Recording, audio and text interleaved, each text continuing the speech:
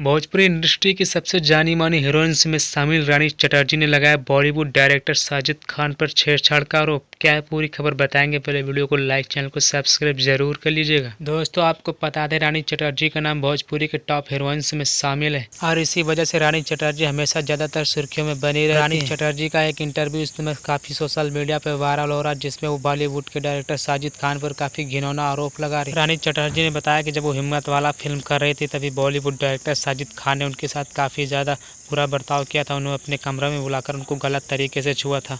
आपको बता दें, बॉलीवुड डायरेक्टर साजिद खान इस वक्त सलमान खान के शो बिग बॉस में कंटेस्टेंट बने हुए, जिसको देखकर रानी चटर्जी काफ़ी ज़्यादा भड़क गई हैं और उन्होंने उनको शो से बायोकॉट करने के लिए कह दिया। और रानी चटर्जी के समर्थन में कई सारी भोजपुरी एक्ट्रेस भी उतर आई। उन्होंने कहा रानी चटर्जी बहुत ही अच्छी एक्ट्रेस हैं भोजपुरी की, उनके साथ जरूर गलत हुआ होगा तभी रानी चटर्जी इस तरह की बात बोल रहे हैं। अब इसके पीछे कितनी सच्चाई कि साजिद खान ने रानी चटर्जी के साथ किस तरह का दुर्व्यवहार किया था। रानी चटर्जी ने बताया कि जब फिल्म हिम्मत वाला में वो एक आइटम सॉन्ग करने वाली थी तभी साजिद खान ने उनसे संपर्क किया था और उनको गलत तरीके से कुछ बातें बोली थी और उन्हें अपने कमरे में बुलाकर गलत तरीके से छूने की कोशिश भी की थी, जिसको लेकर रानी चटर्जी ने कई सालों बाद इस बात का खुलासा किया है। अब इसके पीछे कितनी सच्चाई है ये तो किसी को नहीं पता।